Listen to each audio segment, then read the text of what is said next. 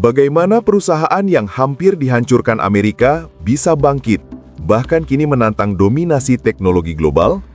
Ini adalah kisah perlawanan terbesar abad ini. Berita terkini yang mengungkap keajaiban ketahanan industri datang dari Shenzhen, Tiongkok. Sumbernya dari sidaknews.com dan sejumlah media teknologi internasional melaporkan bahwa kebangkitan besar Huawei dari sanksi ke puncak dunia dirilis pada 15 Oktober 2025. Ini bukan sekadar laporan bisnis biasa kawan, ini adalah studi kasus geopolitik tentang bagaimana teknologi, hukum, dan nasionalisme berpadu menjadi strategi bertahan hidup. Huawei Technologies Co., raksasa teknologi Tiongkok yang selama bertahun-tahun menjadi target utama sanksi berat Amerika Serikat atau AS, kini dilaporkan telah bangkit lebih kuat dari sebelumnya. Perusahaan ini tidak hanya berhasil selamat dari pemutusan akses chip dan perangkat lunak AS, tetapi kini kembali memimpin pasar smartphone domestik dan memperkenalkan roadmap teknologi yang siap menantang Nvidia di arena Artificial Intelligence atau AI. Faktanya, pendapatan Huawei kini melonjak, nyaris setara dengan sebelum sanksi, didukung oleh inovasi Harmony OS yang mandiri, chip buatan dalam negeri, dan pertumbuhan pesat di sektor cloud, serta AI enterprise.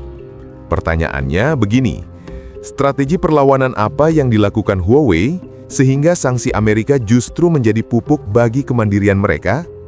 Dilema etis apa yang muncul dari praktik bisnis yang didukung negara versus persaingan bebas? Dan yang paling penting, apa pelajaran bagi negara-negara Global South yang ingin membangun kedaulatan teknologi sendiri?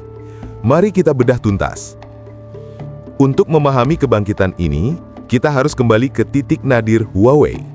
Di tahun 2019, Amerika Serikat menuduh Huawei sebagai ancaman keamanan nasional dan memasukkannya ke dalam daftar hitam ekspor atau Entity List.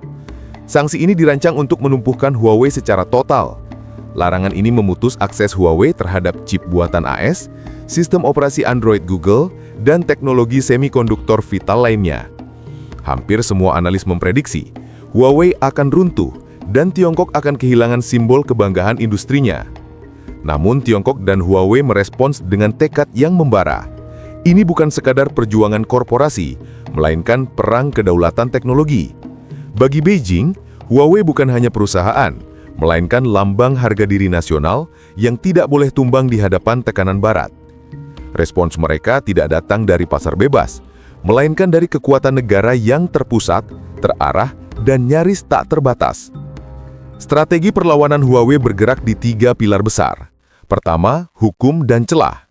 Huawei memanfaatkan celah sanksi untuk terus membeli chip dari pemasok non-AS atau melalui lisensi terbatas, seperti chip Intel dan Qualcomm 4G. Kedua, pengalihan dana masif.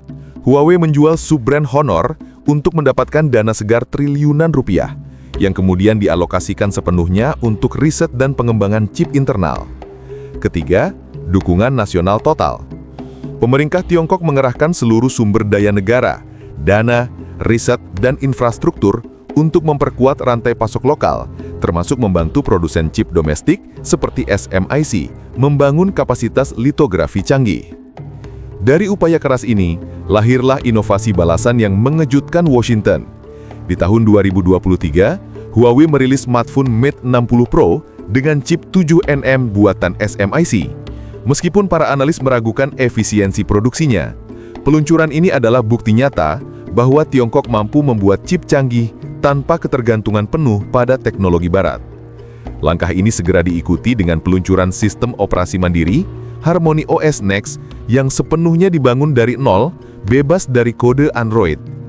Kebangkitan ini adalah suntikan optimisme bagi industri Tiongkok, sekaligus pukulan telak bagi strategi sanksi AS. Tapi, mari kita lihat lebih dalam.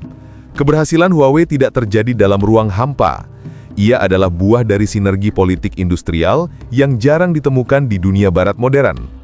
Sanksi AS yang dimaksudkan untuk menghambat justru mendorong Tiongkok mempercepat program self-reliance dalam chip, baterai, dan AI. Ironisnya, sanksi yang dimaksudkan sebagai pagar pembatas malah berubah menjadi katalis inovasi. Namun keberhasilan ini tidak lepas dari dilema moral. Amerika menggunakan hegemoni hukumnya untuk menekan, sementara Tiongkok menggunakan kekuatan negaranya untuk melawan. Dua kekuatan besar ini, dengan caranya masing-masing, mengabaikan satu prinsip penting, keadilan dalam persaingan global.